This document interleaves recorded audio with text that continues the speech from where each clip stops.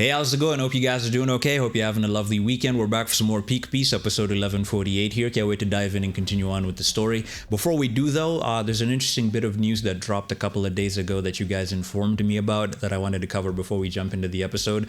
Apparently, the anime's taking another break, and it's going to start in January of 2026. January to March, I believe the break will be. And apparently, Toei has decided to make the One Piece anime seasonal, which I never thought I'd see the day that would happen.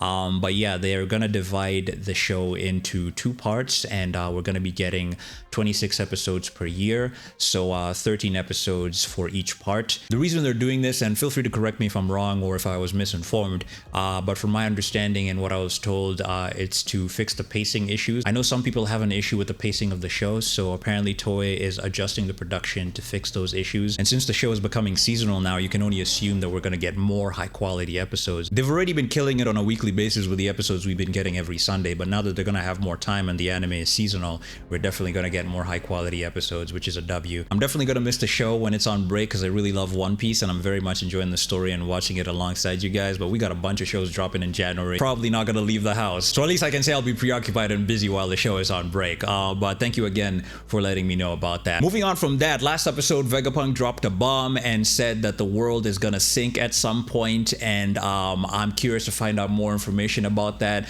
There's some theories that you guys dropped in the comments. It really got me thinking this past week about the fact that this stuff that Vegapunk is talking about has been hinted, a little bit in the previous episodes that happened a while back. And the first one is Aqua Laguna, the annual storm that happens in Water 7, the high tide that happens that covers the lower part of the city.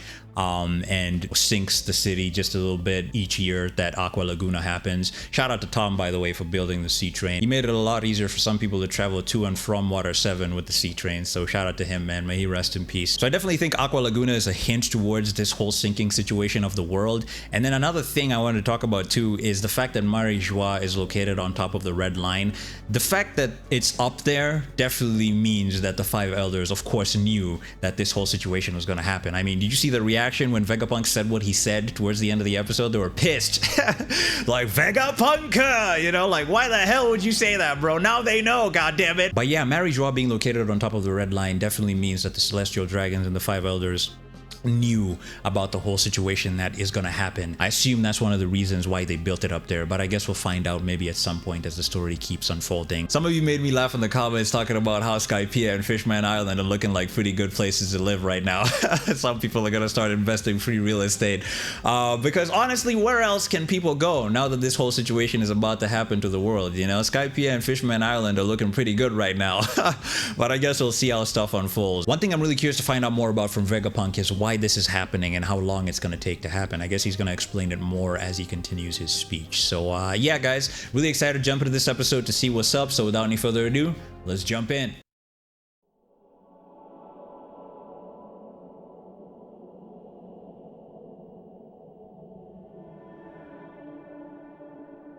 What is that, an angel? A fallen angel? Falling from Skypiea? Navy HQ?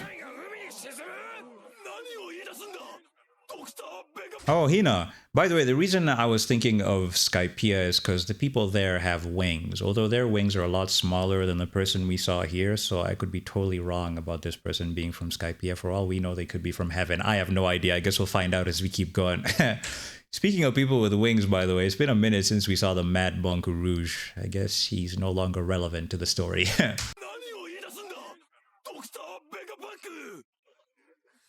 Akainu? Mocktown! It's been a minute.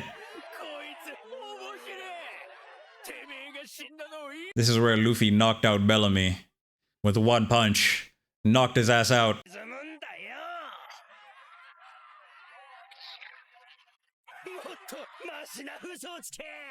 They think he's capping. Water 7? Maybe the people here might believe Vegapunk's message, given that they go through Aqua Laguna on an annual basis. I guess Paulie doesn't believe it. It's pretty unbelievable. I love how realistic the water looks. Impel down? Mingo! Long time no see. I recognize that laugh. That's my best impression of Doflamingo's laugh. Don't cook me in the comments.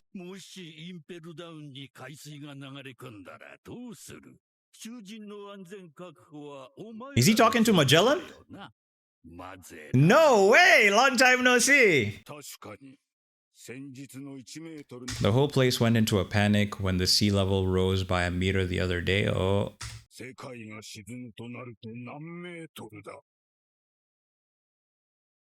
What he's talking about and what Doflamingo asked is actually a pretty good question. Because if you think about it, when the whole world sinks, places like this especially would get affected because they're underwater. And from what I remember in physics, I'm not really the best at physics or the smartest person when it comes to physics, but the increase of water would equally increase the water pressure, right? The water pressure would get a lot stronger. So the lower levels of Impel Down, I feel like, would flood and be destroyed, and the prisoners would drown and die. And if he's saying that the other day the sea level rising to 1 meter had them in a panic, can you imagine when the whole world sinks? Impel Down might be cooked, but I guess we'll see.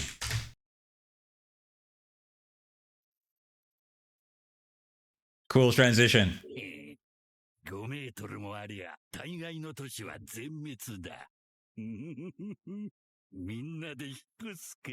We should.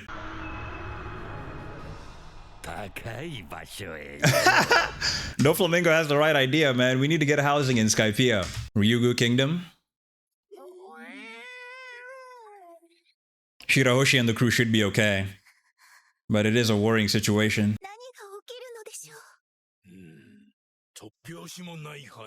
They're about to have some new neighbors.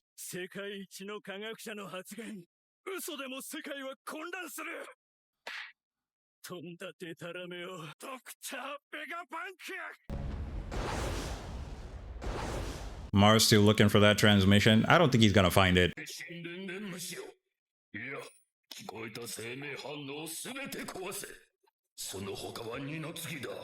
That is the number 1 priority. Screw everything else. Find that damn transmission. Inosuke still chasing. Oh! Luffy's back in gear 5th? Ooh, the animation. Love it. Luffy trolling. Further down the line, okay.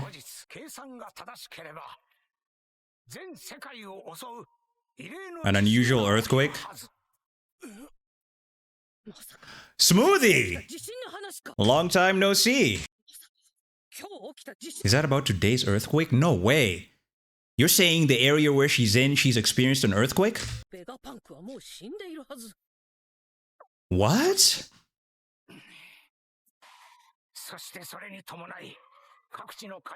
Then as a result, the sea levels will rise by a meter around the world. It looks like it's already happening wherever this is, man. Look at the place. And some islands will become uninhabitable.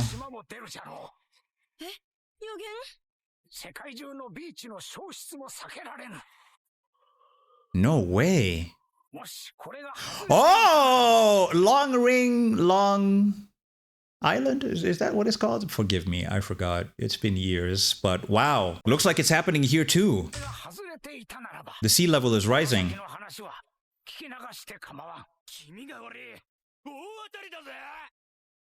Oh, Kuzan? Wait, hold up. Is it happening in Hachinosu too? Judging from what Buddy's saying here. Why, this is creepy. He got it all right.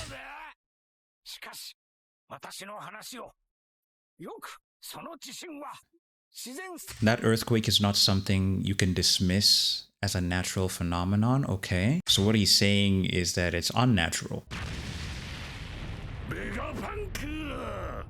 Saturn crashing out.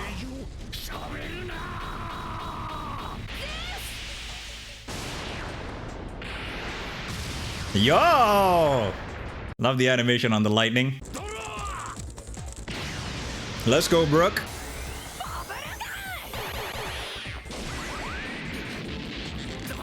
This is gonna do nothing to him, but let them cook.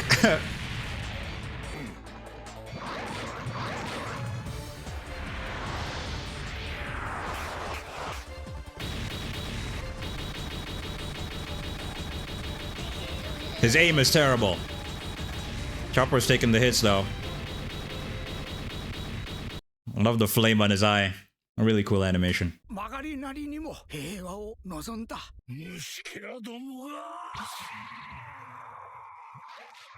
What the? Oh, that's gross. Oh no. Are they falling?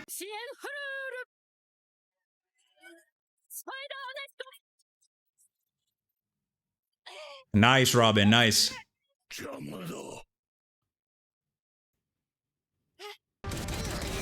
Damn, flattened Chopper.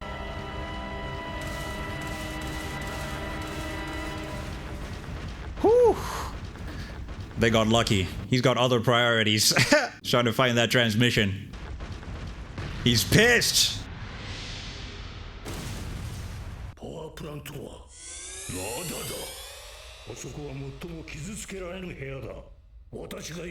That's where the mother flame thing is that they're looking for, right? Oh, that's his first sin, okay.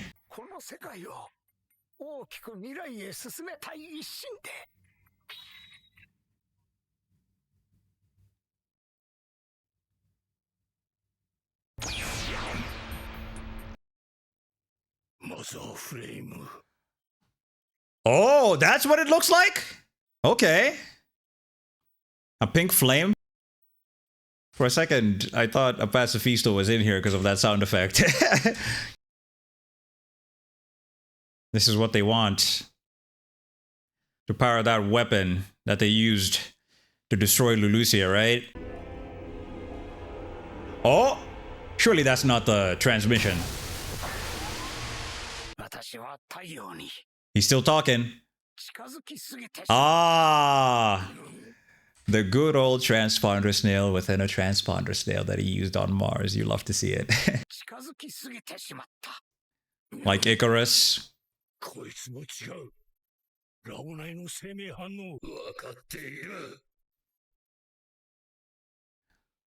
Using his hockey.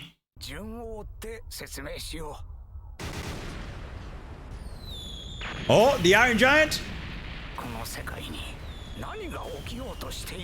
I'm really curious why the Iron Giant was apologizing to Joy Boy. I'm sure they're going to explain it eventually as we keep going with the episodes.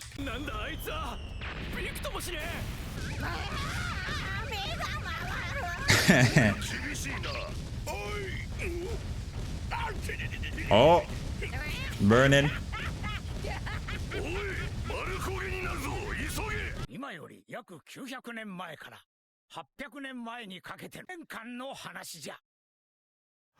Emu? Oh, let's go. Tell me. Tell me.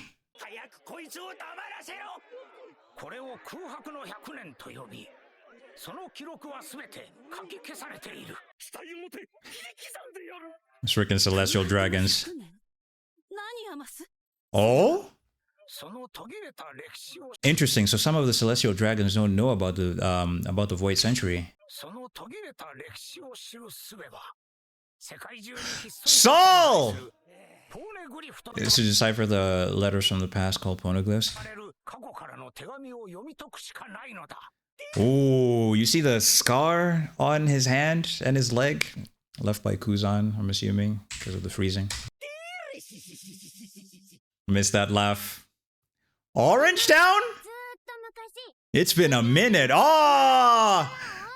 I remember the dog that was guarding the shop of the owner. And then he didn't come back, unfortunately, but he still remained guarding the shop because I believe the owner passed away, if I'm not mistaken. Correct me if I'm wrong. It's been a minute. This is where Luffy met Nami and Buggy. Hold up a second. Let me just go back here a bit.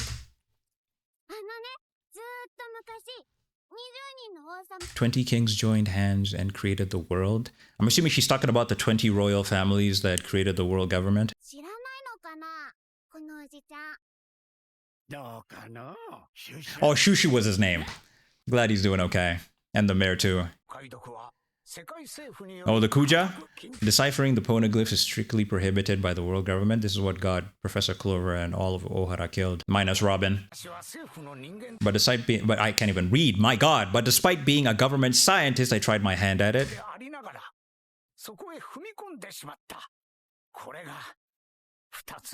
And that's the second sin, okay. The people of Ohara and Professor Clover.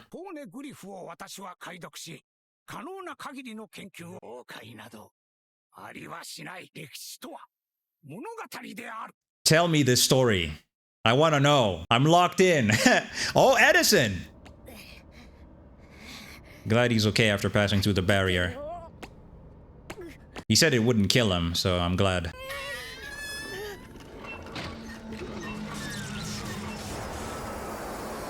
What is this machine?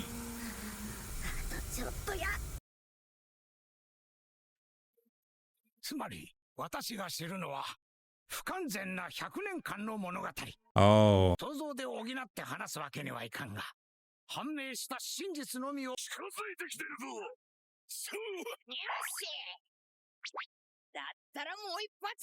Oh?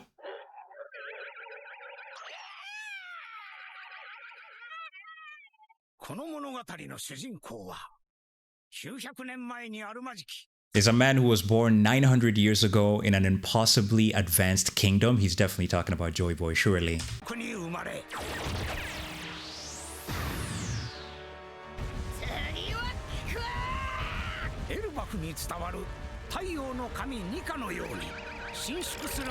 Just like Nika, the sun god from Elbath mythology. He's definitely talking about Joy Boy.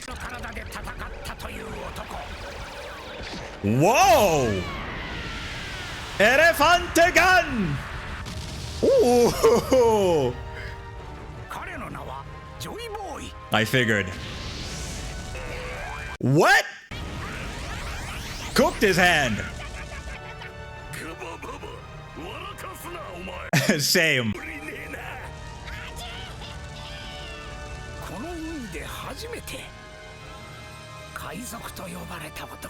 Interesting. Oh, bro, I got goosebumps, man. So Roger started the Great Pirate Era, and Joy Boy was the first pirate. Interesting stuff, man.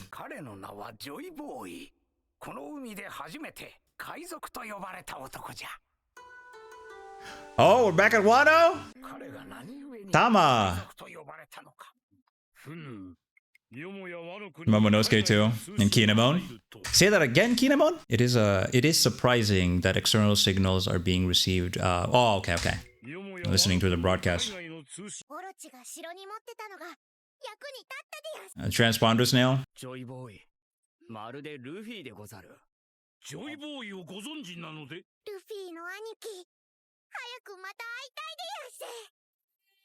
I hope they will one day. Glad we got to see them again.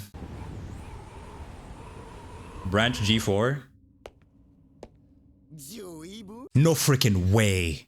What? No way Killer and Kid are alive. What? What does he look like that?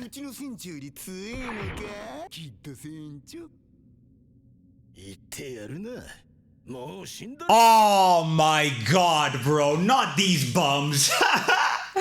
I remember this dude who was acting like a fake Luffy. Oh, wow. For a split second, I was like, no freaking way Kid and Killer are alive.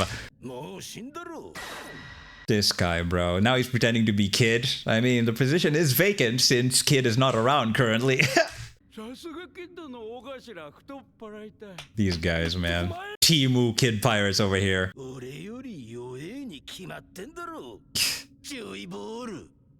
Joy Boy. Hilarious.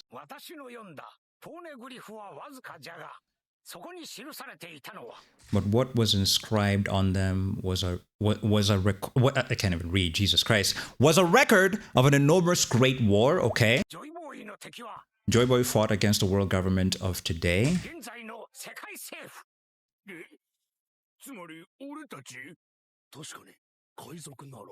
Makes sense. To be more precise, it was the precursor of the world government. So the 20 royal families before they became the world government is what he means, which means that they were taking on the Great Kingdom that Professor Clover mentioned when he was talking to the Five Elders and telling them about his theory, about the stuff about the Void Century. Yeah, the temporary coalition consisting of 20 kingdoms, okay. The Alliance, okay. This is pissing them off, bro. Look how fast Mars is walking.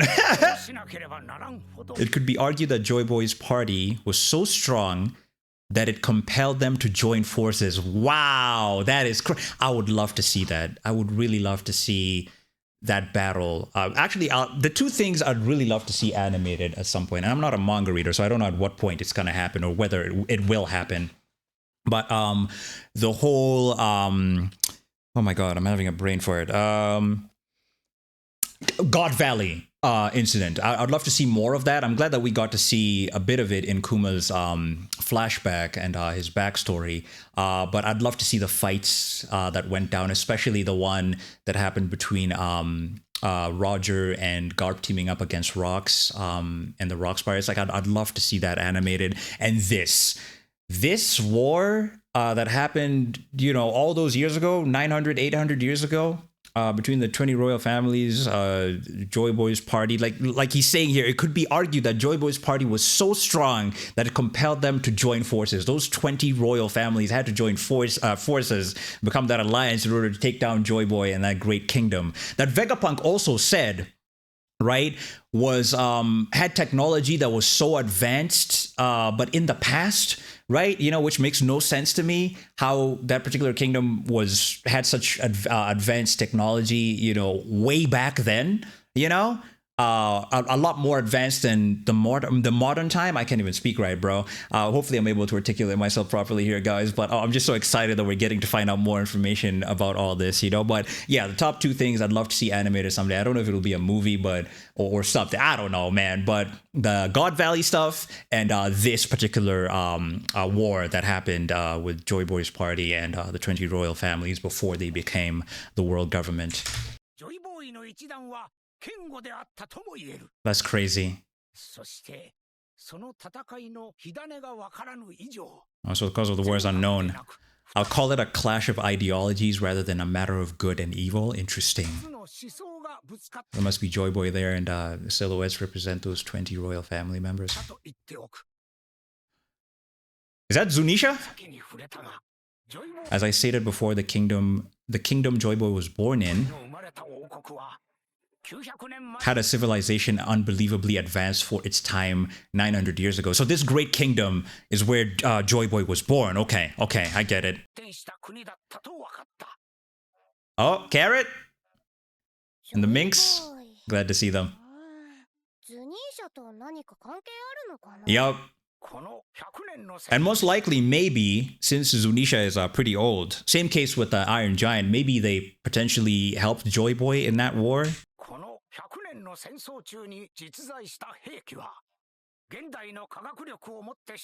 That's what he talked about this. I remember. A bunch of episodes ago. Is that who I think it is? Foxy the Goat? Slow beam? Man. Oh, seeing all these characters is bringing so much nostalgia back to me, man. I love the Davy backfight stuff back in the day. Peanut guy? Wow.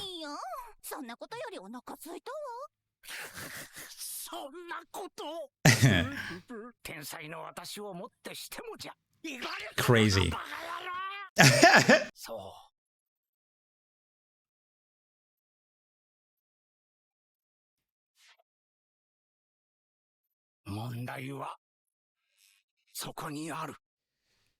Bro? Oh, I'm so happy we're getting to find out more about this. I'm so excited to find out so much more of this tea. Ah, Vegapunk, man. You're making me happy.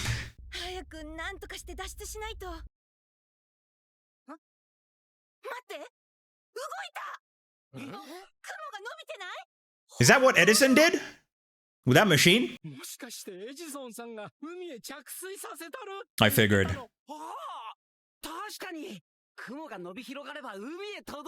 Nice. これで脱出できる。 W. Edison. やったぜ。エジソン、必ず逃げろ。麦わらの一味、世界政府なんぞに捕まんな。 We won't. Oh man, this episode was really good. Loved all the information we were getting. By the way, something I forgot to mention, and I really am curious to find out more information about this particular character and what role they played during the Great War that happened between Joy Boy and his people going up against the 20 royal family members. But this particular character was talked about by King Cobra during the Reverie situation when he was confronting and asking questions to Imu and the Five Elders, which got him killed. And Sabo was there and Wapol was watching.